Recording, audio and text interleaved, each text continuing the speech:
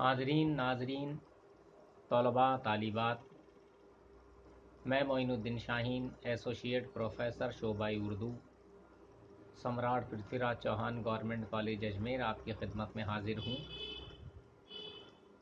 اس سے پہلے کی نشست میں ہم نے دبستان دہلی سے وابستہ نمائندہ شعراء کے سلسلے میں گفتگو کی تھی اور غالب کی شاعری پر اظہار خیال کیا تھا۔ اسی سلسلے کو آج ہم آگے بڑھا رہے ہیں اور آج میر کے تعلق سے گفتگو کریں گے۔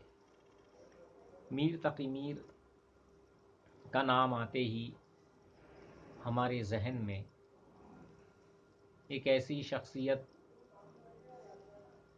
کی تصویریں سامنے آنے لگتی ہیں جسے خدائے سخن کہا گیا۔ خدائے سخن کا یہ خطاب یا یہ لقب میر کی شاعری سے اس طرح سے وابستہ ہے کہ صدیاں گزر جانے کے بعد بھی میر کو اسی لقب سے یاد کیا جاتا ہے۔ میر تقی میر ایک صوفی گھرانے میں پیدا ہوئے۔ ان کے والد میر محمد متقی ایک صوفی بزرگ تھے۔ وہ تصوف سے گہرا رشتہ ان کا تھا، لہٰذا جس بچے کی پرورش تصوف کے ماحول میں، مذہبی ماحول میں ہو، روحانیت کے ماحول میں ہو، اس کے ذہن و دل پر کچھ اس طرح کے اثرات مرتب ہوئے کہ وہ اس کی شاعری میں بھی ہمیں جگہ جگہ دیکھنے کو ملتے ہیں۔ میر تقی میر نے اس قدر اشعار کہے ہیں کہ 6 ضخیم دیوان ان کی یادگار ہیں، لیکن ناقدین ادب نے یہ کہا ہے کہ ان 6 دواوین میں سے 72 اشعار ایسے ہیں جن کی بدولت میر تقی میر کی شاعرانہ عظمت قائم ہے۔ ان 72 اشعار کو 72 نشتر کہہ کر بھی یاد کیا جاتا ہے، یا میر تقی میر کے 72 نشتر وہ کہلاتے ہیں۔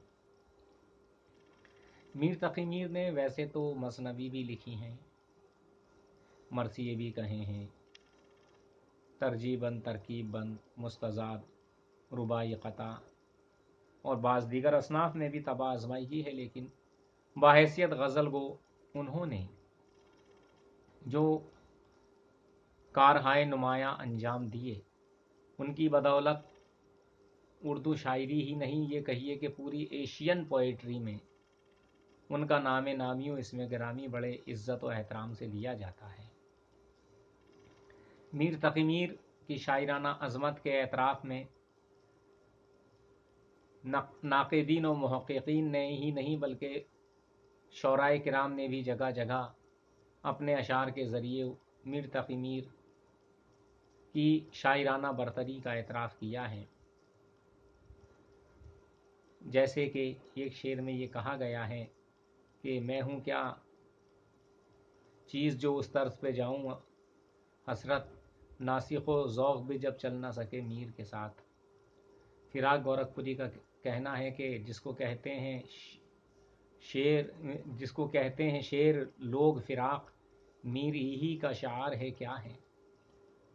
یا یہ کہنا کہ میر تقی میر ایک ایسے دردمند شاعر تھے جنہوں نے اپنی آپ بیتی کو شاعری کے حوالے سے اپنے اشعار میں ڈھالنے کی کوشش کی، لیکن جس نے بھی ان اشعار کو پڑھا، ان تخلیقات کا مشاہدہ مطالعہ کیا، اس نے یہ جانا کہ میر نے میرے دل کی بات کہی ہے۔ لہٰذا اس طرح سے میر کی آپ بیتی جگ بیتی بن کر پوری دنیا میں پھیل گئی، اور یہ مقام، یہ مرتبہ ہر کسی کو ویسے ہی نہیں ملتا۔ بڑی محنت و مشقت کے بعد میر اس مقام و مرتبے کو پہنچے ہیں۔ تشبیہات و استعارات کا استعمال وہ بڑے ہنرمندانہ طریقے سے کرتے ہیں۔ جیسے مشہور غزل وہ ہے کہ میر ان نیم باز آنکھوں میں ساری مستی شراب کی سی ہے، اور اس کا ایک شعر اور ہے کہ نازکی اس کے لب کی کیا کہیے، پنکھڑی ایک گلاب کی سی ہے۔ پروفیسر خواجہ احمد فاروقی نے تو یہاں تک کہا ہے کہ میر نے شعر نہیں کہے بلکہ دل اور دلی کا مرثیہ پڑھا ہے۔ یہ پہلو یہ بتانے پر مجبور کرتا ہے یا ہمیں یہ بات کہنے پر اکساتا ہے کہ میر نے واقعی ایسے شعر تب کہے تھے جب وہ دلی کی تباہی بربادی کو اپنی آنکھوں سے دیکھ رہے تھے، بار بار دلی کا لٹنا، اجڑنا، پھر بسنا۔ لہٰذا وہ اثرات میر کی شاعری پہ ہمیں دیکھنے کو ملتے ہیں۔